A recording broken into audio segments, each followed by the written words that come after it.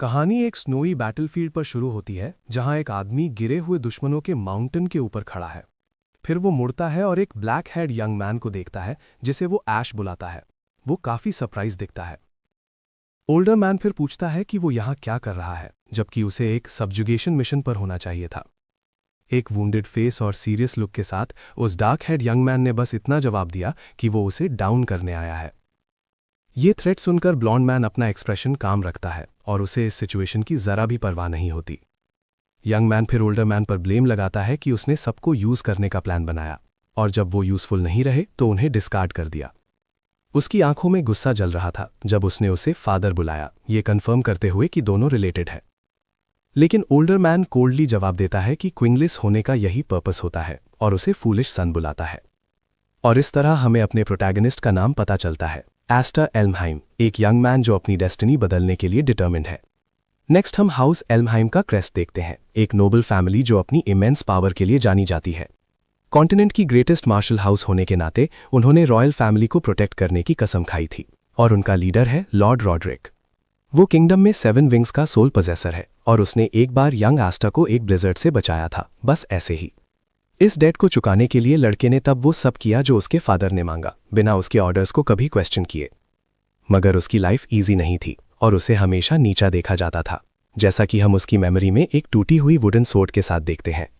दूसरे लड़के उसे कॉन्स्टेंटली ह्यूमिलिएट करते थे, कहते थे कि बस यहां होने के लिए ज्यादा कॉकी मत बनो। उसकी बैक पर बना विंग क्रेस्ट मैजिकल पावर का प्रूफ था, लेकिन वो हाउस में अकेला था जो मैजिक यूज नहीं कर सकता था। इस वजह से उसके अपने ही ब्रदर्स ने उसे नीचा दिखाने के लिए उसे क्रूअली विंगलेस निकनेम दे दिया। इतने स्कॉन के बाद भी लड़के ने कभी हार नहीं मानी और टायरलेसली अपनी स्वॉर्ड के साथ ट्रेन करता रहा। यंग मैन ने खुद को लिमिट तक पुश किया, बारिश में पुशअप्स किए और सबसे ज्यादा स्ट्रांग बनने के लिए खुद को डेडिकेट कर दिया। उसने ये सब इसलिए किया क्योंकि उसे विश्वास था कि एक दिन उसकी सारी डिवोशन फाइनली रिवॉर्ड की जाएगी। पास्ट में वापस जाते हैं, हम प्रोटैगनिस्ट को उसके कंपेनियंस के साथ एक स्नोई फॉरेस्ट में देखते हैं।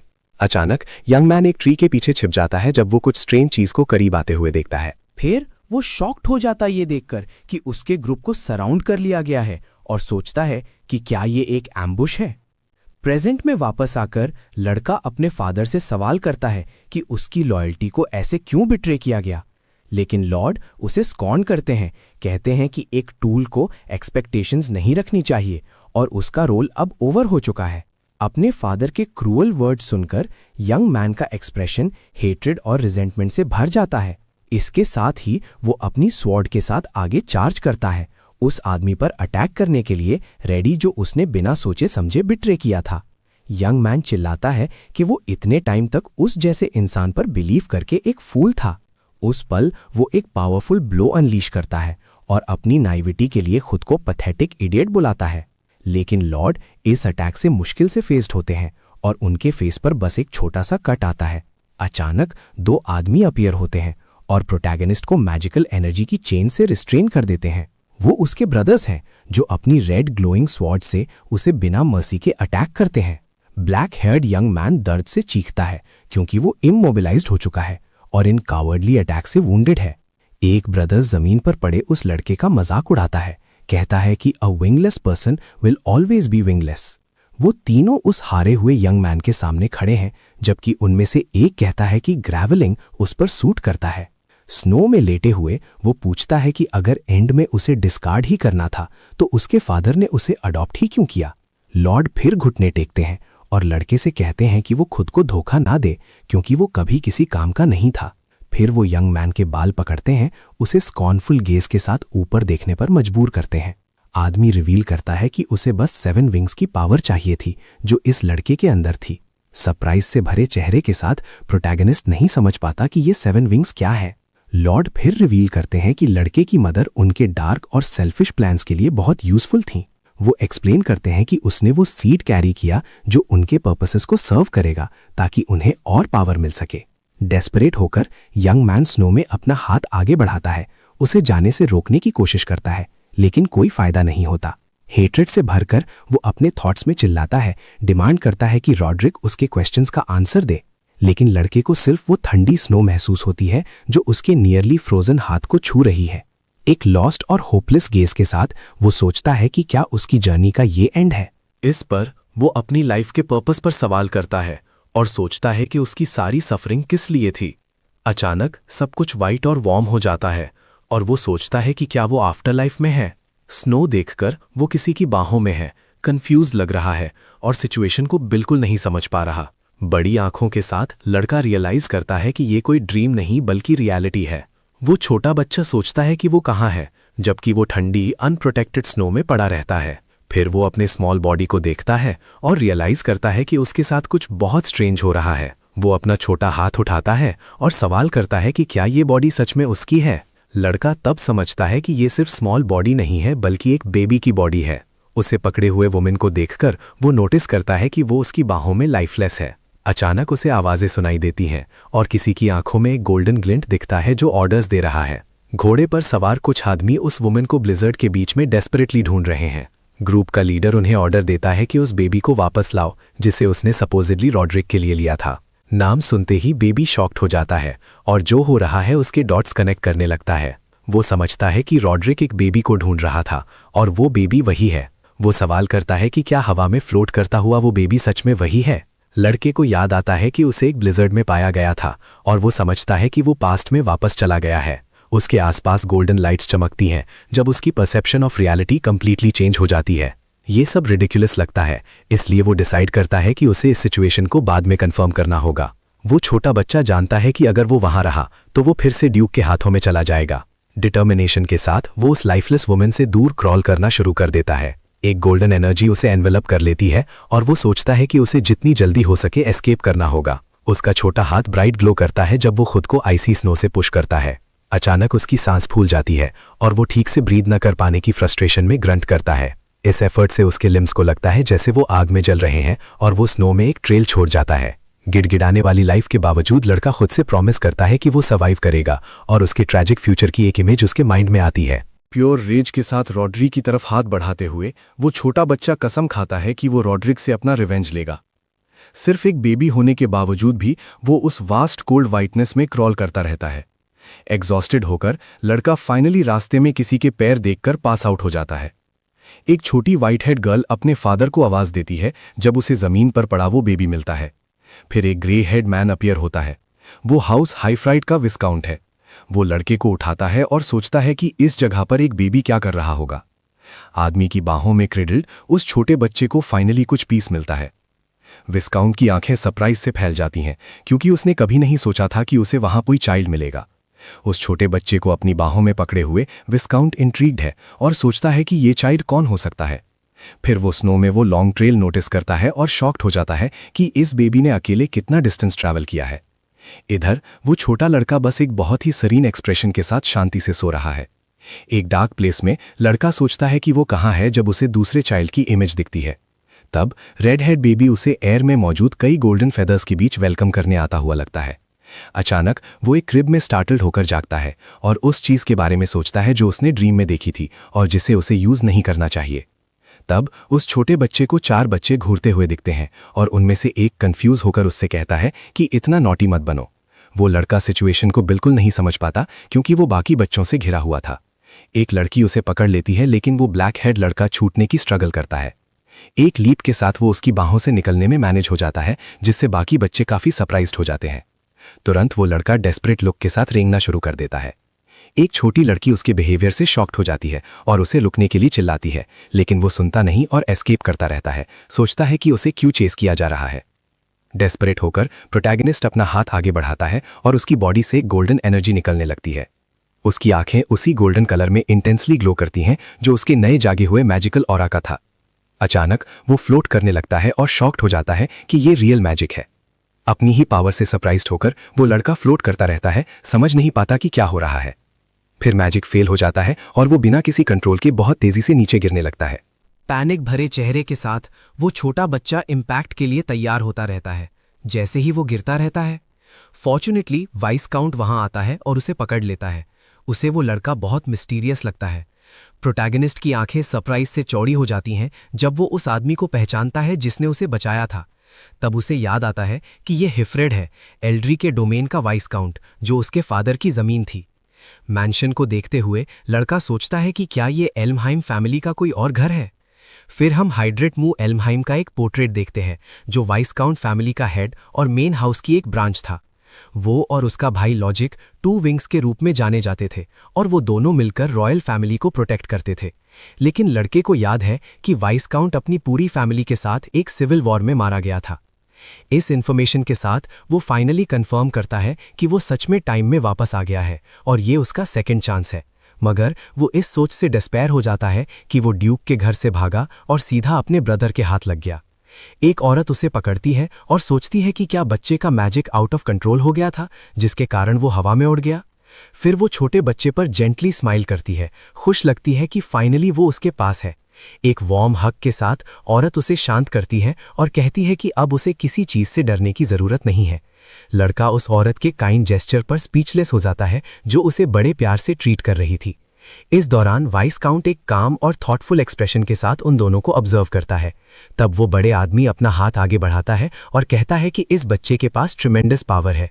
अपनी बात प्रूव करने के लिए वो बच्चे की शर्ट ऊपर करता है जिससे एक क्रेस्ट निशान दिखता है जो उसकी बातों का प्रूफ था। मिरर के रिफ्लेक्शन में हम देखते हैं कि वो आदमी और औरत शॉक्ड है क्योंकि वो 7 विंग्स के सिंबल को पहचान लेते हैं। अपनी बॉडी पर वो मार्क देखकर लड़का डिस्पेयर हो जाता है और सोचता है कि ये वहाँ क्यों है। उसकी आंखें इंटेंस गोल्ड में ग्लो करती हैं क्योंकि शॉक पूरी तरह से उसके माइंड पर हावी हो जाता है। तब उसे रॉडरिक की बातें याद आती हैं जिसने कहा था कि उसे 7 विंग्स की पावर चाहिए जो उसके पास थी। उस पल उसके माइंड में उसके फादर की मेमोरी फ्लैश होती है जो उसे एक गोल्ड और कैलकुलेटिंग तरीके से पकड़े हुए थे। लड़का फाइनली समझ जाता है कि उसे सिर्फ इसलिए लिया गया था ताकि फ्यूचर में उसके 7 विंग्स छीन लिए जाएं। गुस्से में लड़का सवाल करता है कि रॉड्रिक की हिम्मत कैसे हुई उसके विंग्स छीनने के बाद उसे विंगलेस कहने की। औरत अपनी बाहों में छोटे बच्चे के एक्सप्रेशन में है सडन चेंज से कंफ्यूज हो जाती है। औरत फिर विस्काउंट से पूछती है कि वो उस बच्चे के साथ क्या करना चाहता है जो उसकी बाहों में है। सवाल सुनकर छोटा बच्चा सोचता है कि सिचुएशन खराब है और उसे जल्दी एक्ट करना पड़ेगा। वो जानता है कि उसकी पावर एल्महाइम फैमिली के हाथों में नहीं जानी चाहिए क्योंकि उसे ये अपने रिवेंज के लिए चाहिए। लड़के के सरप्राइज के लिए बड़े आदमी ने बस ये कहा कि वो उसे अडॉप्ट कर लेंगे। ये अनएक्सपेक्टेड डिसीजन प्रोटैगनिस्ट को पूरी तरह से स्पीचलेस और बिना किसी रिएक्शन के छोड़ देता है। एक जेंटल जेस्चर के साथ विस्काउंट उस लड़के के हेड पर पैट करने के लिए हाथ बढ़ाता है। फिर वो कहते हैं कि ये लड़का अभी भी एक छोटा फ्लेजलिंग है जो खुद से उड़ नहीं सकता और उसे हेल्प की ज़रूरत है। बड़े आदमी प्रॉमिस करते हैं कि वो उसकी टेक केयर करेंगे और जब तक वो उड़ नहीं सकता तब तक रिस्पॉन्सिबिलिटी लेंगे। छोटे बच्चे की आंखें उस आदमी के काइंड और अफेक्शनेट शब्दों को सुनकर चौड़ी हो जाती हैं। अचानक एक छोटी लड़की रूम के दरवाजे के पीछे से कॉन्वर्सेशन सुनकर फर्श पर गिर जाती है। विस्काउंट को रियलाइज होता है कि सारे बच्चे पूरे समय कॉन्वर्सेशन को ईव्सड्रॉप कर रहे थे। तब उनमें से एक एडमिट करता है कि वो घर में नए बेबी के बारे में वरीड थे। एक फैमिली की तरह जमा होकर बच्चे अपनी मदर के पास आते हैं जिन्होंने न्यूएस्ट फैमिली मेंबर को पकड़ रखा था। औरत छोटे बच्चे पर स्माइल करती है जबकि उसकी एक और डॉटर उसे देखने के लिए क्यूरियस होकर पास आती है। एक काम स्माइल के साथ नई मदर अपनी बाहों में उस बेबी को बड़े लव और अफेक्शन से देखती है। तब वो उसे ऊपर उठाती है और उसे एस्टर बुलाती है जो एक नए स्टार का नाम था जो उनकी फैमिली में पैदा हुआ था। फिर 10 साल बीत जाते हैं और हम एक सनी डे पर विस्काउंट फैमिली का ग्रैंड मैंशन देखते हैं। लॉर्ड हिफ्रिड जो अब बड़े हो गए हैं उनका होम के एंट्रेंस पर उनके एक सबॉर्डिनेट द्वारा ग्रीट किया जाता है। एक पिक्चर फ्रेम के रिफ्लेक्शन में हम एक यंग मैन को अपने हाथ में कपड़े से ग्लास साफ करते हुए देखते हैं। आगे एक बड़ा और कॉन्फिडेंट एस्टर अपनी कमर पर स्वॉर्ड के साथ एक कैरेज से बाहर निकलता है। यंग मैन एक रेड हेड यंग वुमन को कैरेज से बाहर निकलने में हेल्प करता है। उसे सिस्टर एल्फिन बुलाता है। यंग वुमन उसके काइंड जेस्चर के लिए उसे थैंक करती है और हमें याद आता है कि वो उन बच्चों में से एक थी जिसने उसका वेलकम किया था। वो दोनों सीरियस एक्सप्रेशन के साथ साथ चलते हैं और वो अपने गोल पर बहुत फोकस्ड लगता है। वो स्वॉर्ड डांस असेंबली के रास्ते पर हैं जो नोबल्स के लिए एक बहुत इंपॉर्टेंट इवेंट है। ये एनुअल इवेंट एक ड्यूकल फैमिली द्वारा ऑर्गेनाइज किया जाता है और सारे नोबल मार्शल आर्ट्स हाउसेस को एक साथ लाता है। ये एक ऐसी जगह है जहां हर फैमिली अपनी स्ट्रेंथ शोकेस करती है और अपने सबसे अच्छे स्वॉर्ड्समैन को कॉम्बैट में टेस्ट करती है। फिर वो दोनों सिबलिंग्स दूसरे यंग नोबल्स की भीड़ में शामिल हो जाते हैं जो इवेंट के शुरू होने का वेट कर रहे थे। लोग वाइस्काउंट फैमिली और अननोन ओरिजिन के अडॉप्टेड बॉय के बारे में गॉसिप करने लगते हैं।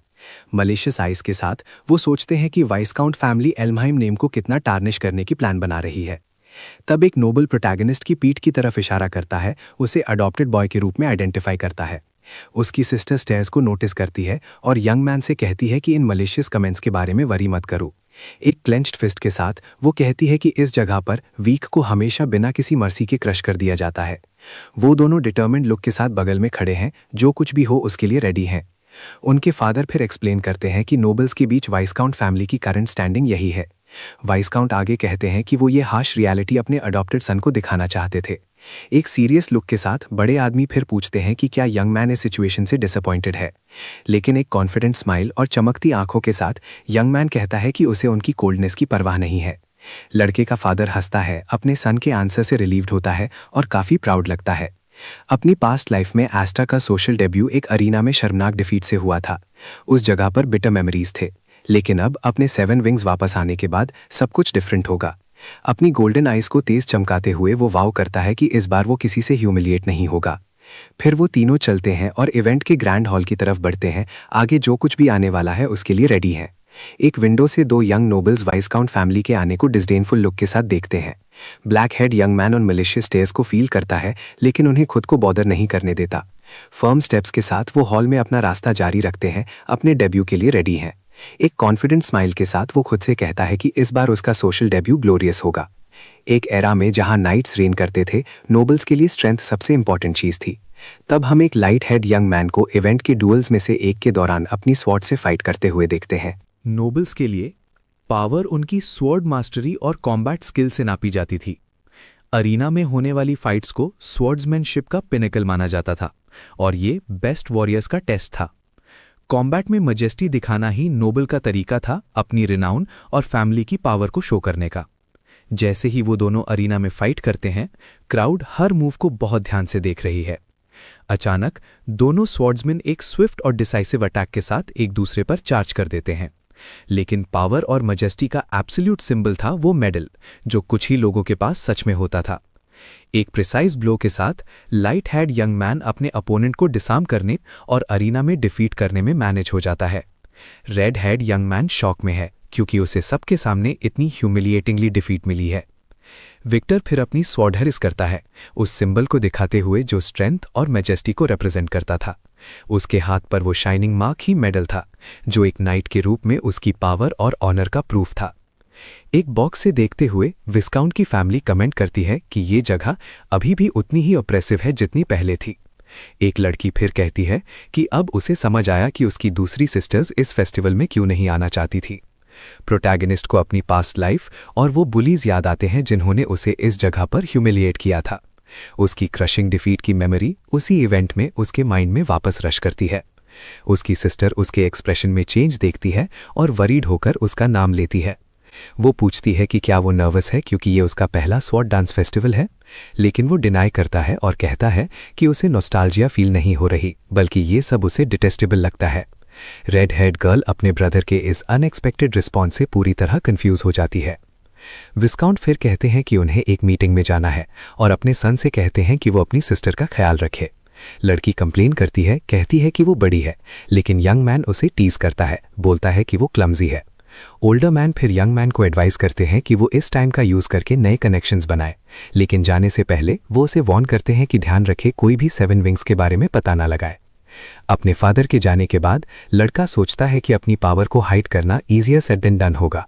अचानक उसे हॉल में मौजूद बाकी सभी नोबल्स की हॉस्टाइल स्टेयर्स खुद पर महसूस होती हैं। एक साय के साथ प्रोटैगनिस्ट सोचता है कि इतने हॉस्टाइल एटमॉस्फेयर में सोशलाइज करना कितना मुश्किल है। इस हॉस्टिलिटी के बावजूद उसकी ब्राइट गोल्डन आइज में डिटर्मिनेशन का लुक आ जाता है। उसकी सिस्टर उन्हें दूर जाते हुए देखती है और पूछती है कि इतनी जल्दी में वो कहाँ जा रहा है। कॉन्फिडेंटली यंग मैन बस रिप्लाई करता है कि वो यहाँ कुछ फ्रेंड्स बनाने जा रहा है। फिर वो हॉल में सोफा पर रिलैक्स कर रहे यंग नोबल्स के एक ग्रुप के पास जाता है। रेड हेड बॉयज में से एक उसे नोटिस करता है और रूडली पूछता है कि who the heck he is. Unfazed protagonist अपना इंट्रोडक्शन देता है और बहुत काम टोन में उसे ब्रदर डैलिस बोलता है। फिर वो अपना पूरा नाम एस्टर एफ एल्हाइम बताता है और कहता है कि वो उसका यंगर ब्रदर है। रेड हेड बॉय सरप्राइज्ड हो जाता है और यंग मैन एक्सप्लेन करता है कि उसने उसे दूर से देखा और हाई बोलने आ गया। एक और नोबल फिर डैलिस को एक्सप्लेन करता है कि ये वो लड़का है जिसे विस्काउंट फैमिली ने अडॉप्ट किया था। एक हेटफुल लुक के साथ डैलिस कहता है कि इसी वजह से इसमें ऑडेसिटी है कि ये अपने नाम में एफ यूज करे। प्रोटैगनिस्ट को फिर याद आता है कि डैलिस और ब्रायन ही वो लोग थे जिन्होंने उसकी पास्ट लाइफ में उसे बिट्रे किया था। इस मेमोरी के साथ उसे ये पैथेटिक लगता है कि उसने कभी इन दोनों को इंटिमिडेटिंग माना था। अब उसकी नज़रों में वो बस एक ब्राइटली लिट स्टेज पर ड्रेसअप खेलते हुए चिल्ड्रन लग रहे हैं। उसकी सिस्टर फिर उसका नाम पुकारती है, उसे उसके डार्क और हैवी थॉट से निकलने की कोशिश करते हुए। फिर वो उसे बाहों से खींचती है और उनसे जाने को कहती है, क्योंकि उसने ऑलरेडी हेलो बोल दिया था। अचानक रेड हेड बॉय उसे उसके नाम से बुलाता है और वो टेंस हो जाती है क्योंकि उसे नोटिस किया गया था। एक मॉकिंग स्माइल के साथ वो पूछता है कि क्या वो लड़की अभी भी अपने फादर के पीछे छिपी हुई है।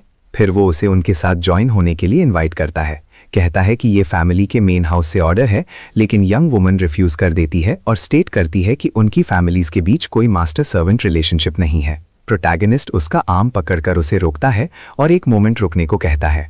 उसकी रिस्ट पर एक फर्म हैंड के साथ वो कहता है कि उसकी वहां बाकी लोगों से बात अभी फिनिश नहीं हुई है। ब्लैक हेड यंग मैन फिर सीरियस और डिटर्मिन्ड एक्सप्रेशन के साथ ग्रुप की तरफ पलटता है। एक विकेड लुक के साथ रेड हेड पूछता है कि क्या इस लड़के को कुछ पता है जो उन्हें नहीं पता। इसी पर वो लड़की के फादर को इंसल्ट करता है, बोलता है कि वो एक नाइट थे जो किंग को भी प्रोटेक्ट नहीं कर पाए। नोबल आगे कहता है कि उस आदमी ने ब्लेम ले लिया और उसके अपने ब्रदर ने उसका आर्म रिमूव कर दिया था। वो फिनिश करता है, कहता है कि उसे खुशी है कि उसकी वेन्स में किसी लूजर का ब्लड नहीं है। गुस्से में रेड हेड यंग वुमन उस पर चिल्लाती है कि अभी के अभी वो अपने फादर के बारे में कही बात वापस ले। विदाउट अ सेकेंड थॉट वो अपना ड्रिंक उसके चेहरे पर फेंकती है और कहती है कि वो ये इंसल्ट अलाउ नहीं करेगी। यंग मैन उसे इंसल्ट करता है और कहता है कि उसके फादर को उस जैसी डॉटर होने पर बहुत डिसअपॉइंटमेंट हुआ होगा। एक हेटफुल लुक के साथ वो उसे वॉर्न करता है कि ये कोई बॉलरूम नहीं है और उसे बिहेव करना चाहिए। नोबल उसे ह्यूमिलिएट करता है और कहता है कि अगली बार वो रैड्स पहने ताकि उसे गीला होने का माइंड ना हो। अचानक प्रोटैगनिस्ट अप्रोच करता है और कहता है कि वेन्यू पर आने से पहले वो वरीड था। फिर वो रिवील करता है कि उसे डर था कि उनका चेहरा दोबारा देखने के बाद भी उसे कोई एंगर फील नहीं होगा।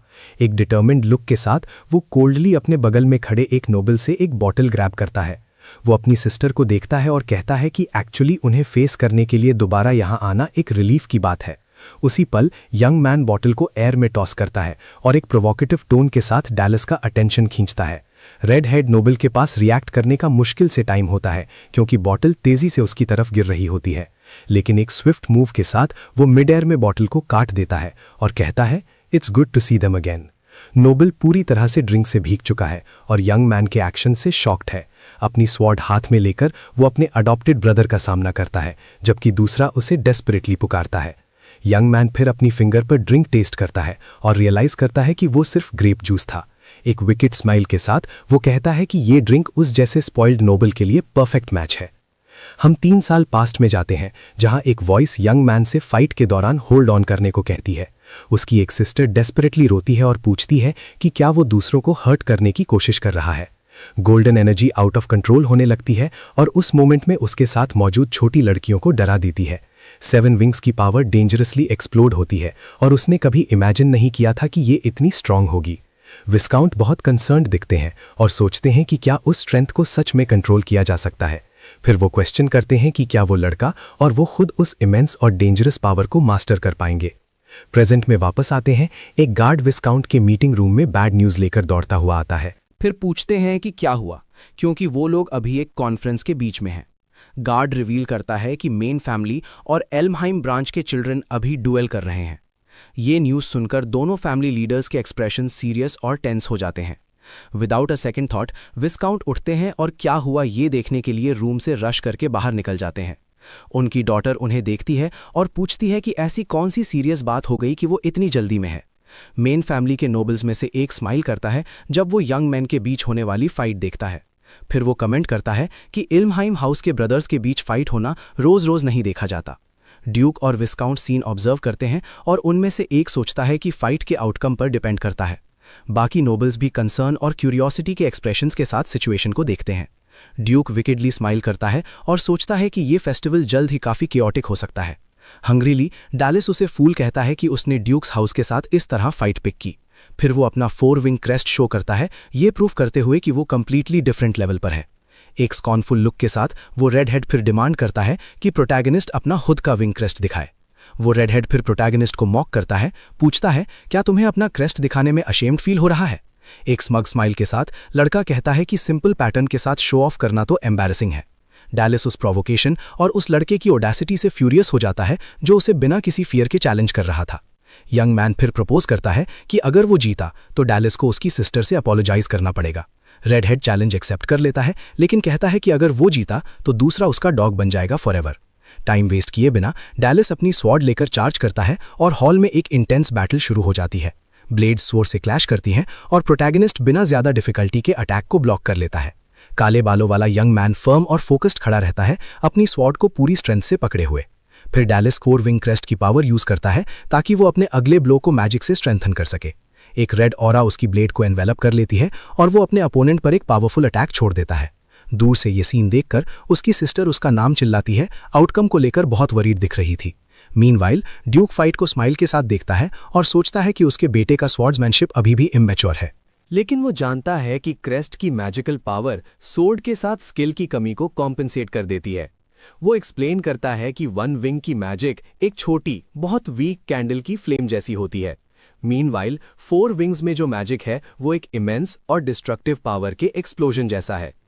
एक विकेट स्माइल के साथ रेड हेड लड़के से पूछता है कि उसकी सारी प्रीवियस करेज कहाँ चली गई। वो फिर उसे टॉन्ट करता है, पूछता है कि क्या वो उसे उसके शब्दों के लिए अपोलोजाइज नहीं करवाना चाहता था। एंग्रीली डैलिस डिमांड करता है कि प्रोटैगनिस्ट अपनी पावर दिखाए और डिफेंसिव होकर छुपना बंद करे। रेड हेड फिर दोनों हाथों से एक फाइनल ब्लो प्रिपेयर करता है ताकि फाइट को वंस एंड फॉर ऑल खत्म किया जा सके। नोबल्स में से एक सेटिस्फैक्शन के साथ स्माइल करता है और कहता है कि उस अटैक से मैच ऑलरेडी डिसाइडेड हो चुका है। एक गोल्डन ऑरा प्रोटैगनिस्ट की सोर्ड को एनवेलप कर लेती है जब वो फाइनल काउंटर अटैक के लिए प्रिपेयर करता है। एक स्विफ्ट मूव के साथ वो टैलिस के ब्लो को ब्लॉक करता है और दोनों एनर्जी जोर से क्लैश करती है। रेड हेड पूरी तरह से शॉक्ड है क्योंकि उसने एक्सपेक्ट नहीं किया था कि उसका अटैक इतनी इजीली स्टॉप हो जाएगा।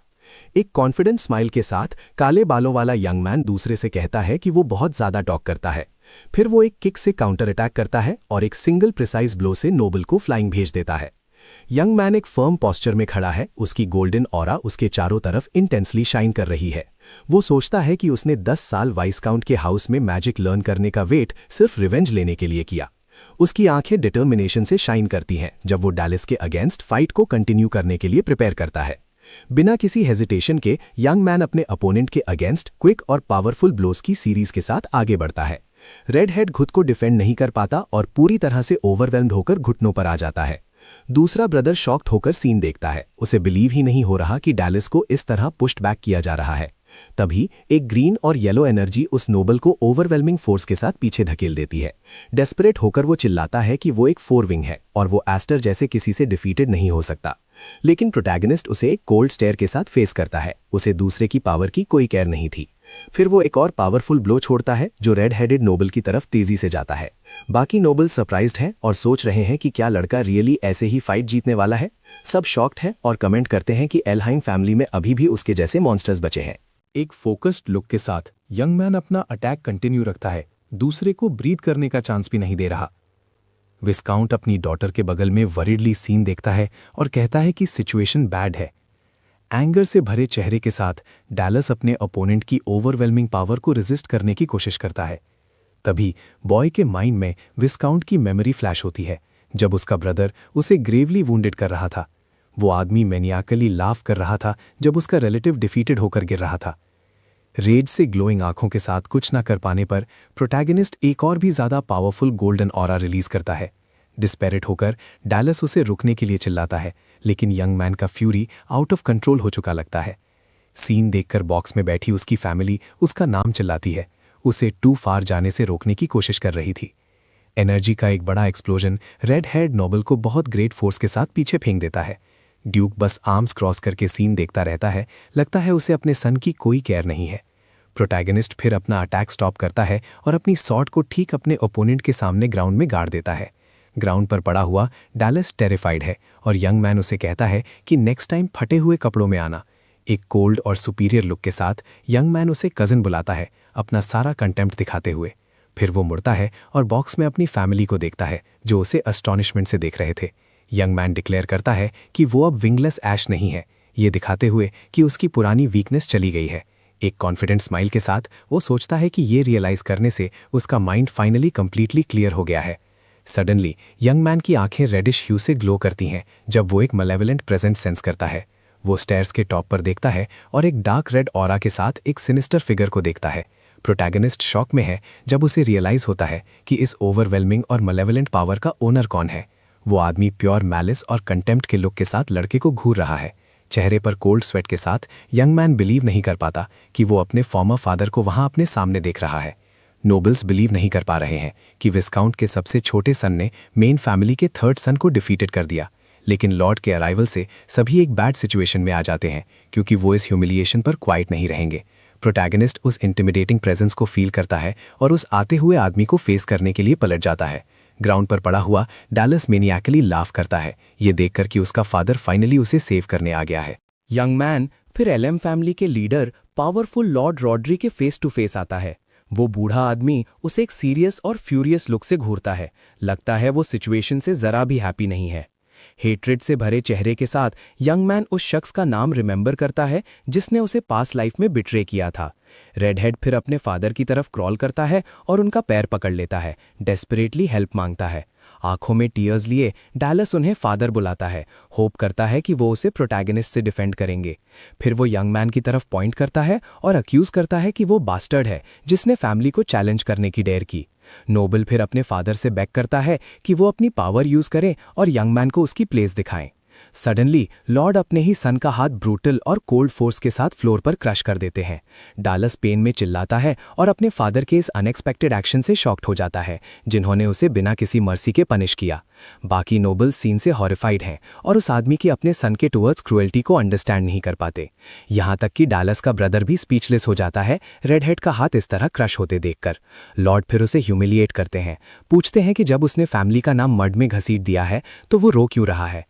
सीन देखकर विस्काउंट अपने ब्रदर पर चिल्लाते हैं कि इस क्रूएल्टी को रोको और लड़के को हार्म मत करो, लेकिन वो उन्हें इग्नोर करते हैं और रेडहेड से कहते हैं कि उसे सॉर्ट पकड़ने का कोई राइट नहीं है। एक टेंस साइलेंस हॉल में छा जाती है क्योंकि सभी शॉक्ड और स्पीचलेस होकर सीन देख रहे थे। दोनों ब्रदर्स फिर हेट्रेड से भरे लुक्स के साथ एक दूसरे को फेस करते हैं, एक डायरेक्ट कॉन्फ्रंटेशन के लिए रेडी थे। काले बालों वाला यंग मैन आगे स्टेप करता है और लॉर्ड पर अपनी सॉर्ट पॉइंट करके क्वेश्चन करता है। वो फिर कहता है कि उसके कजिन ने अभी तक सिस्टर अल्फान से अपोलोजाइज नहीं किया है जैसा प्रॉमिस किया था। एक डिफाइंट लुक के साथ यंग मैन अपने अंकल से रिक्वेस्ट करता है कि वो अपॉलोजी होने तक पनिशमेंट को वेट कर लें।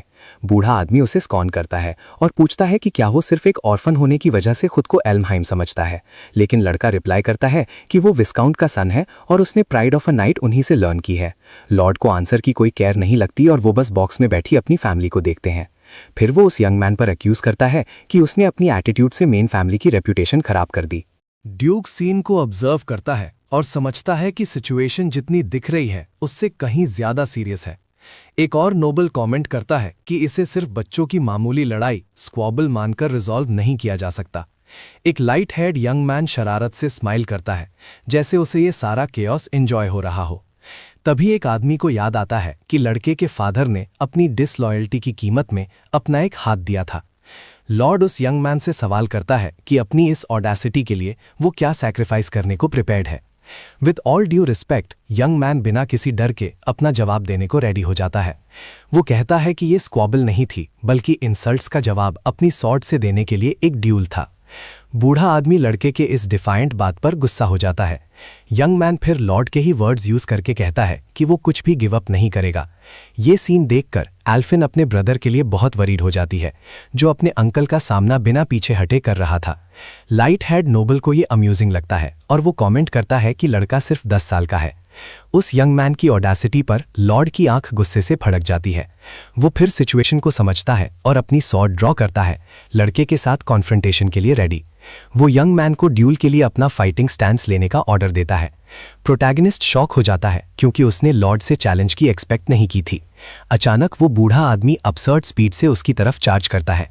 लॉर्ड के ब्लो से जमीन टूट जाती है, इम्पैक्ट से एक बड़ा क्रेटर बन जाता है। उसकी सिस्टर ये सीन देखती है, टेरिफाइड और मदद करने में अनेबल। डेस्परेट होकर विस्काउंट अपने ब्रदर का नाम चिल्लाता है उसे रोकने के लिए। तभी लड़के का अडॉप्टिव फादर जंप करके लॉर्ड का अटैक ब्लॉक करता है। दोनों सॉर्ड्स हॉल के बीच में जबरदस्त फोर्स से टकराती हैं। वो दोनों ब्रदर्स फिर एक इंटेंस और स्पार्क फिल्ड बैटल शुरू कर देते हैं। क्लैश के बाद विस्काउंट दौड़ता है ये देखने के लिए कि उसका बेटा ठीक है या नहीं। अचानक जमीन से आइस का एक पिलर इरप्ट होता है और दोनों साइड्स को सेपरेट कर देता है। बूढ़ा आदमी कंफ्यूज हो जाता है और समझ नहीं पाता कि ये क्या हुआ। वुंडेड प्रोटैगनिस्ट मुश्किल से उठता है लेकिन खड़ा रहता है। उसका फेस इंजर्ड है लेकिन उसकी आंखों में प्योर डिटर्मिनेशन जल रही है। लॉर्ड दूर से ही कंटेम्प्ट के साथ ये सीन देखता है। फिर वो मुड़ता है और मेन हॉल से बाहर जाने लगता है। विस्काउंट रश करता है और उस यंग मैन को जमीन पर कोलैप्स होने से पहले पकड़ लेता है। एग्जॉस्टेड बूढ़ा आदमी उसका नाम पुकारता है, बहुत कंसर्न दिख रहा था। इंजर्ड फेस के साथ यंग मैन कहता है कि उसने अपनी सिस्टर और प्रॉमिस प्रोटेक्ट किया। विस्काउंट मूव हो जाता है और उसकी तारीफ करता है, कहता है कि वो फाइट में मैग्निफिसेंट था। रॉड्रिक फिर मुड़ता है और बिना कुछ बोले सीढ़ियों से ऊपर चला जाता है। उसका बेटा ठीक उसके पीछे होता है। ऊपर नोबल्स में से एक कमेंट करता है कि ड्यूक ने सिचुएशन रिजॉल्व करने के लिए बहुत ही चाइल्डिश मूव का सहारा लिया। वो कहता है कि अगर उसने लड़के को जीतने दिया होता तो फैमिली की रेपुटेशन टुकड़े टुकड़े हो जाती। So it was a fair deal. इतने बड़े लॉर्ड का सामना करने के बाद भी यंग मैन फर्म खड़ा रहा और वहां एक राइजिंग स्टार बन गया। नोबल एडमिट करता है कि वो on the edge of his seat पर था, डर रहा था कि हाउस एल्महाइम कहीं दो हिस्सों में ना टूट जाए। तब एक बूढ़ा आदमी कहता है कि टर्मोइल का एक एरो आगे बढ़ रहा है, एक ऐसे स्टॉर्म के साथ जो वर्ल्ड को डिवाइड कर सकता है। इधर विस्काउंट वुंडेड लड़की को पकड़ता है और उसकी सिस्टर डेस्परेट होकर हॉल में उसकी मदद के लिए दौड़ती है। कुछ देर बाद एक सनी डे पर हम मैंशन के बाहर कई लोगों को ट्रेनिंग करते देखते हैं। कुछ नाइट्स ट्रेनिंग को सरप्राइज्ड एक्सप्रेशंस के साथ देखते हैं, इंप्रेस लग रहे थे। तभी प्रोटैगनिस्ट वुडन सोर्ड से ट्रेन करता है और बिना किसी डिफिकल्टी के अपने अपोनेंट को हरा देता है। फाइट देखने वाले नाइट्स में से एक उस यंग मैन की स्किल से शॉक्ड है और कहता है he is impressive. Black head young man training पर फोकस्ड रहता है और वो आदमी उसे यंग मास्टर एस्टर कहता है। एक और नाइट कमेंट करता है कि उसमें बहुत स्किल है और 10 साल का होने के बावजूद वो फ्राइटनिंग है। फिर वो आगे कहता है कि इस यंग मैन ने लॉर्ड रॉड्री के थर्ड सन को क्रश कर दिया था। इस इवेंट के दौरान उसका फ्रेंड स्माइल करता है और कहता है कि ये एक रिफ्रेशिंग स्टोरी है क्योंकि मेन फैमिली उन्हें बहुत टाइम से ओप्रेस कर रही थी। ट्रेनिंग करते हुए यंग मैन सोचता है कि उसने सोर्ड डांस असेंबली में अपनी स्ट्रेंथ और प्रेजेंस अच्छी तरह दिखा दी है। वो बिलीव करता है कि इससे वो आवाजें बंद हो जाएंगी जो विस्काउंट्स हाउस का मजाक उड़ाती हैं और उन्हें डिसग्रेस कहती हैं। लेकिन यंग मैन जानता है कि उसका रियल टारगेट अभी भी एल्महाइम फैमिली और उसका फॉर्मर फादर ही है। इसीलिए वो टेस्ट करना चाहता था कि हॉर में डैलस के खिलाफ उस डुअल में उसकी पावर कितनी दूर तक जा सकती थी। लॉर्ड के खिलाफ फाइट की एक मेमोरी उसके दिमाग में आती है जब वो अपनी इंटेंस ट्रेनिंग जारी रखता है। एक डिटर्मिन्ड लुक के साथ प्रोटैगनिस्ट जानता है कि उसके करंट लेवल पर वो रॉड्रिक को नहीं हरा सकता। वो सोचता है कि विंक्रेस्ट सिर्फ लेटेंट मैजिकल पावर का एक मेजर है और वो अभी सातों को यूज नहीं कर सकता। लड़का जानता है कि पावर के साथ बॉर्न होना बेकार है अगर वो उसे यूज ही ना कर पाए। इसे वो वेस्टेड पोटेंशियल कहता है। एक स्विफ्ट मूव के साथ यंग मैन अपनी ट्रेनिंग कंटिन्यू करता है और सॉर्ड के साथ अपने ओपोनेंट पर चार्ज करता है। उसकी आंखें एक इंटेंस गोल्ड से ग्लो करती हैं जैसे ही वो नाइट के खिलाफ फाइट पर फुली कॉन्सेंट्रेट करता है। एक प्रिसाइज ब्लो से प्रोटैगनिस्ट उस आदमी की सॉर्ड तोड़ देता है और चिल्लाता है, हुज नेक्स्ट? बाकी सभी नाइट्स पहले ही जमीन पर हैं, कंप्लीटली डिफीटेड। अचानक एक आवाज पूछती है कि क्या वो फिर से कोई गड़बड़ कर रहा है, दूर से ये सीन देखते हुए। फिर उसकी सिस्टर एल्फन अपीयर होती है और कहती है कि उसकी कोई लिमिट्स नहीं है, लेकिन उनके फादर उसे बुला रहे हैं। यंग मैन अग्री करता है और जमीन पर गिरे हुए फॉलन नाइट्स के पास से गुजरते हुए उसकी तरफ चलना शुरू करता है। तभी यंग मैन लड़की के क्लोथ्स नोटिस करता है और उसकी चॉइस से काफी सरप्राइज लगता है। यंग वुमन फिर उसकी तरफ मुड़ती है और क्यूरियस एक्सप्रेशन के साथ पूछती है, क्या हुआ? वो कमेंट करता है कि ये एक रेयर साइट है और पूछता है कि क्या उससे पहले इस तरह की क्लोथिंग पहनना पसंद नहीं था। लेकिन यंग वुमन रिप्लाई करती है कि एवरीथिंग नीड्स बैलेंस और उसने उसे इंस्पायर किया कि वो जैसी थी वैसी ना रहे। प्रोटैगनिस्ट अपनी सिस्टर के जवाब से थोड़ा कंफ्यूज्ड है और समझ नहीं पाता कि उसका क्या मतलब था। एक स्माइल के साथ वो उसकी ट्रेनिंग सॉर्ड लेती है और कहती है कि जब वो वापस आएगी तो उसे उसके साथ बहुत टाइम स्पेंड करना पड़ेगा। यंग मैन लड़की के इस एटीट्यूड पर स्माइल करता है, अपनी ओल्डर सिस्टर की डिटर्मिनेशन से खुश लग रहा था। फिर वो जोक करता है और उससे कहता है कि उनके नेक्स्ट ट्रेनिंग सेशन में उस पर थोड़ा ईजी हो जाए। कुछ देर बाद लड़का कॉल का जवाब देने के लिए अपने अडॉप्टिव फादर के ऑफिस के दरवाजे पर नॉक करता है। एक्सक्यूज मांगकर वो रूम में एंटर करता है और वाइस्काउंट को अपनी डेस्क पर बहुत सीरियस बैठा हुआ पाता है। यंग मैन फिर पूछता है कि उस आदमी को क्या चाहिए और वो उससे बस सिट डाउन होने को कहता है फॉर अ टॉक। सोफा पर बैठकर प्रोटैगनिस्ट शांत एक्सप्रेशन के साथ अपने फादर के शब्दों का इंतजार करता है। बूढ़ा आदमी शुरू करता है और कहता है कि जब से उन्होंने उसे फैमिली में वेलकम किया है 10 साल गुजर चुके हैं। वो आगे कहता है कि उसने सोचा था कि इसके लिए लड़के के थोड़ा और बड़ा होने तक वेट करेगा। तभी वाइस्काउंट टेबल पर एक रिंग प्लेस करता है और लड़का शॉक्ड होकर पूछता है कि ये क्या है। आदमी फिर रिवील करता है कि ये रिंग वाइस्काउंट्स हाउस के नेक्स्ट हेड का प्रूफ है। एक सीरियस लुक के साथ वो कहता है कि वो चाहता है कि एस्टर उसे सक्सीड करे, जिससे यंग मैन की आंखें चमक उठती हैं। वाइस्काउंट एक्सप्लेन करता है कि उनका हाउस बहुत ही डेलिकेट पोजीशन में है और ये यंग मैन पहले से जानता है। वो आगे कहता है कि भले ही वो एल्महाइम फैमिली की एक ब्रांच है, उनके पास अपनी टेरिटरी है जिसे प्रोटेक्ट करना है। एक सीरियस लुक के साथ आदमी कहता है कि वो नेक्स्ट हेड की सीट को हमेशा के लिए वेकेंट नहीं छोड़ सकते। यंग मैन फिर पूछता है कि क्या उसकी सिस्टर्स फादर के इस सडन डिसीजन से अग्री करती हैं। बूढ़ा आदमी रिप्लाई करता है कि वो सबको नाइट अकेडमी में बताएगा, जहां वो अपनी सिस्टर से मिलेगा। यंग मैन अपनी दूसरी सिस्टर्स माल्फा और कूडो को याद करता है और क्वेश्चन करता है कि क्या उन्हें भी ये न्यूज़ पता चलेगी। अपने थॉट्स में लड़का स्माइल करता है और कहता है कि वो इस बात से हैप्पी नहीं होंगी, स्पेशली कूडो। अडॉप्टिव फादर फिर एक्सप्लेन करते हैं कि वो उसे सिर्फ इसलिए पसंद नहीं करती क्योंकि वो 7 विंग्स के साथ बॉय पैदा हुआ था। ये सुनकर प्रोटैगनिस्ट खड़ा होता है और next head of the family बनने का ऑफर रिफ्यूज कर देता है। वो कहता है कि वो अपनी मैजिक कंट्रोल नहीं कर सकता और इमेच्योर होने की वजह से वो अपनी सिस्टर को हर्ट करने ही वाला था। ब्लैक हेड यंग मैन कहता है कि nothing can convince an angry sister और वो रेडी नहीं है। ओल्डर मैन बस अपने सन के एटीट्यूड को एक काम और थॉटफुल एक्सप्रेशन के साथ ऑब्जर्व करते हैं। वो फिर कमेंट करते हैं कि यंग मैन ने हमेशा उन्हें डाउट में डाला कि क्या वो सच में सिर्फ एक ऑर्डिनरी चाइल्ड था। एक स्माइल के साथ वाइस्काउंट कहते हैं कि उन्होंने रिंग को असेंबली के लिए एक रिवॉर्ड सोचा था और एक बॉक्स खोला, लेकिन वो आगे बढ़ते हैं और कहते हैं कि लगता है बॉय को वो चीज़ ज़्यादा पसंद आएगी जो उस बॉक्स के अंदर है। बॉक्स के कंटेंट्स देखकर लड़के की आईज सरप्राइज से वाइडन हो जाती हैं और वो वंडर करता है कि ये क्या है। ओल्डर मैन फिर रिवील करते हैं कि ये मैजिक स्वॉर्ड ग्राहम है जो उनकी फैमिली का ट्रेजर है। This is the devil's divine magic blade, वो ओनली वेपन जो 7 विंग्स की पावर को कंट्रोल करने में केपेबल है।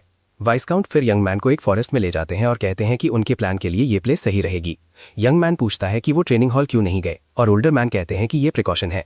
फिर उन्हें याद आता है कि उनके अडॉप्टेड सन की ट्रेनिंग के दौरान चीजें तोड़ने की हैबिट है। मैन एक्सप्लेन करते हैं कि सोर्ड ग्राम एक फेमस ब्लेड है जो फैमिली के सिर्फ एल्डेस्ट सन को पास डाउन की जाती है। एक इंटेंस ग्लो के साथ सोर्ड ओल्डर मैन के हाथों में इमेंस पावर के साथ एक्टिवेट होती हुई दिखती है। ये सीन देखकर प्रोटैगनिस्ट कंप्लीटली शॉक हो जाता है, उसे समझ नहीं आता कि क्या हो रहा है। लड़का फिर नोटिस करता है कि वेपन में ब्लेड नहीं है और वंडर करता है कि क्या ये सच में सोर्ड है, लेकिन उसके अडॉप्टिव फादर उसमें मैजिकल पावर इन्फ्यूज करते हैं और हिल्ट से रेड एनर्जी की ब्लेड निकल आती है। वो फिर एक्सप्लेन करते हैं कि ये वेपन ब्लेड ऑफ पोटेंशियल है जो इसके विल्डर की पावर से कंप्लीट होती है। तभी रेड एनर्जी का एक पावरफुल अटैक आगे बढ़ता है, फॉरेस्ट में अपने रास्ते में आने वाली हर चीज को डिस्ट्रॉय कर देता है। ब्लो इतना स्ट्रांग था कि उसने एयर और डस्ट का एक वॉर्टेक्स क्रिएट कर दिया जो मैजिक सोर्ड की इमेंस पावर दिखाता है।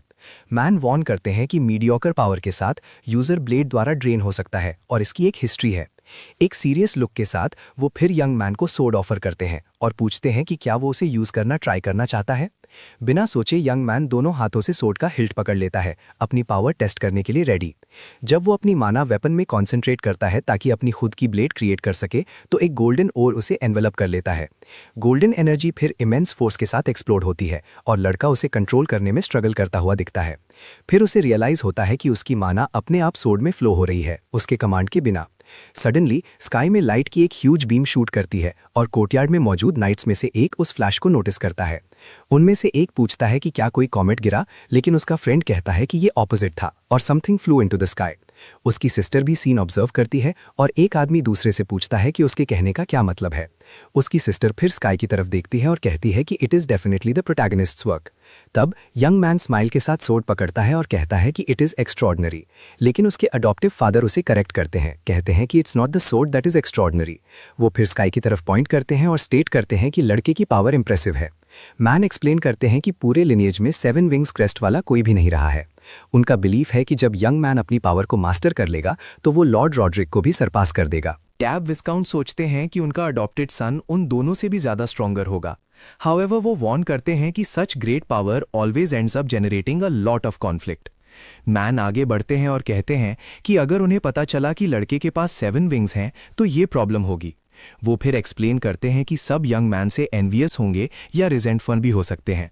वो वॉर्न करते हैं कि कुछ लोग उसे एक्सप्लॉइट करेंगे और कुछ उसे एलिमिनेट करने की कोशिश करेंगे फॉर बीइंग अ थ्रेट, ताकि यंग मैन को वीक होने का रिग्रेट ना हो।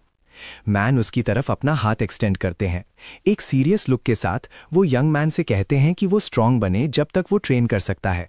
प्रोटैगनिस्ट उनका हाथ मिलाता है और वाव करता है कि वो अब और मिजरेबल लाइफ नहीं जिएगा।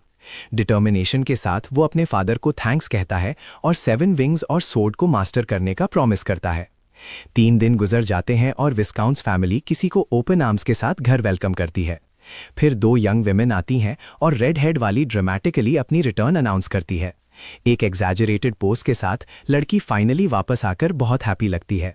वो फिर अपनी आर्म्स ओपन करती है और अपनी यंगर सिस्टर से रियूनियन हग मांगती है, लेकिन लड़कियां व्हाइट हेड वुमन को सिस्टर मैल्फा बुलाकर उसे हग करने दौड़ती हैं। रेड हेड यंग वुमन अपने हाथ खुले रह जाती है और पूछती है कि उसे कोई हग क्यों नहीं कर रहा। छोटी लड़कियों में से एक फिर कंप्लेन करती है कि उसकी सिस्टर हमेशा उनके हेयर केयरलेसली मैस कर देती है। एम्बैरेस्ड होकर रेड हेड सब डिनाई करती है और कहती है कि वो अपनी सिस्टर्स के साथ ऐसा कभी नहीं करेगी। सडनली वो टर्न करती है और एल्फन को स्टेयर्स के पास खड़ा देखती है जो सीन देख रहा था। बिना सोचे कूडो दौड़ती है और दूसरी लड़की को एक बहुत टाइट हग देती है। पिंक हेड गर्ल कंप्लेन करती है क्योंकि उसकी सिस्टर उसे बिना छोड़े बहुत टाइटली स्क्वीज कर रही थी। ये सीन देखकर व्हाइट हेड यंग वुमन अपने फादर से पूछती है कि ब्रदर एस्टर कहाँ है। विस्काउंट फिर अपनी डॉटर के क्वेश्चन का आंसर एक काम स्माइल के साथ देना शुरू करते हैं। एक सीरियस लुक के साथ कूडो अपने अडॉप्टेड ब्रदर का नाम सुनते ही टर्न करती है। मीनवाइल यंग मैन ट्रेनिंग कर रहा है और फॉरेस्ट में रेड एनर्जी का एक्सप्लोजन अनलीश करता है। प्रोटैगनिस्ट फिर अपनी ही पावर को डॉज करता है जो आउट ऑफ कंट्रोल लगती है। हाफते हुए और कोल्ड स्वेट में उसे रियलाइज होता है कि वो अभी भी मैजिक स्वॉर्ड को मास्टर नहीं कर पाया है। वो सोचता है कि वो ब्लेड तो क्रिएट कर सकता है, लेकिन उसे स्टेबल रखने में ही वो अपने लिमिट पर है। डिस्ट्रक्शन के बीच यंग मैन वंडर करता है कि उसे अपने फादर जैसा बनने के लिए क्या करना होगा। सडनली एक वॉइस कहती है ही इज आउटडन हिमसेल्फ और कुडो उसकी तरफ चलते हुए अपीयर होती है। यंग मैन पूछता है कि क्या वो ऑलरेडी वापस आ गई है और रेडहेड कंप्लेन करती है कि वो उसे वेलकम होम करने भी नहीं आया। एक मॉकिंग स्माइल के साथ लड़की उसे कोल्ड कहती है क्योंकि वो उससे मिलने नहीं आया। वो फिर उस पर अक्यूज करती है कि वो खुद को स्पेशल समझता है और कहती है कि उसने सॉर्ड असेंबली के बारे में सुना, लेकिन यंग मैन रिप्लाई करता है कि the same goes for her and her missions as a knight apprentice. वो फिनिश करता है ये कहकर कि she was the only one to receive the honorary knight medal of the year. Red head girl कहती है कि अगर वो इतना भी अचीव नहीं कर पाती तो she could never succeed her father. वो फिर क्वेश्चन करती है कि क्या उसने सक्सेसर का ऑफर उसकी वजह से रिफ्यूज किया। यंग मैन सोचता है कि उसके फादर ने ट्रबल क्रिएट कर दी और कहता है कि उसका वो इंटेंशन नहीं था। वो बस एक्सप्लेन करता है कि उसने अभी तक इतनी बड़ी रिस्पॉन्सिबिलिटी लेने के लिए वर्दी फील नहीं किया। रेड हेड फिर टर्न करती है और चलना शुरू कर देती है, अपने फादर और ब्रदर के बारे में बात करते हुए। वो उस पर मीन होने का अक्यूज करती है क्योंकि वो उसका ड्रीम जानता है और फिर भी वैसा एक्ट कर रहा है। ब्लैक हेड यंग मैन अपनी सिस्टर के रिएक्शन से कंप्लीटली कंफ्यूज हो जाता है। सडनली लड़की अपनी सोर्ड से अटैक करती है, उसकी डायरेक्शन में एनर्जी का एक स्लैश रिलीज करती है। अटैक एयर को काटता हुआ आगे बढ़ता है, अपने रास्ते में एक ट्री को डिस्ट्रॉय कर देता है। यंग मैन स्टार्टल्ड हो जाता है और जैसे ही ट्री ट्रंक एक्सप्लोड होता है वो नैरोली डॉज करता है। एंग्रीली वो पूछता है कि उसने अचानक बिना वार्निंग के उस पर अटैक क्यों किया। रेड हेड बस रिप्लाई करती है कि क्योंकि काफी टाइम हो गया था, she was going to test his skills. एक कॉन्फिडेंस स्माइल के साथ लड़की वॉर्न करती है कि next time she'll attack with everything she is got. Protagonist argue करने की कोशिश करता है, कहता है कि उसकी सॉर्ड अभी भी इनकम्प्लीट है, लेकिन वो क्वेश्चन करती है कि क्या वो बैटलफील्ड पर किसी एनिमी को भी यही एक्सक्यूज देगा। Black head young man question से सरप्राइज हो जाता है और एनिमी के बारे में सोचता है। वो कहती है कि a night must always be ready और अगर वो हेजिटेट किया शी विल क्रश हिम। लड़की फिर से चार्ज करती है और यंग मैन सोचता है कि वो उसे मजाक कर रही होगी। वो सोचता है कि वो ऑलरेडी अपनी लिमिट पर है, बस अपनी अनस्टेबल मैजिकल पावर को कंट्रोल करने की कोशिश कर रहा था। लेकिन वो समझ गया कि उसके पास कोई चॉइस नहीं है और अगर उसकी सिस्टर इतनी सीरियस है तो वो अपनी एनर्जी रिलीज कर देता है। फिर दोनों सिबलिंग्स की सोर्ड्स क्लैश होती हैं और लड़का डिस्पेयर हो जाता है, ये सोचकर कि वो सच में उसे हराने वाली है।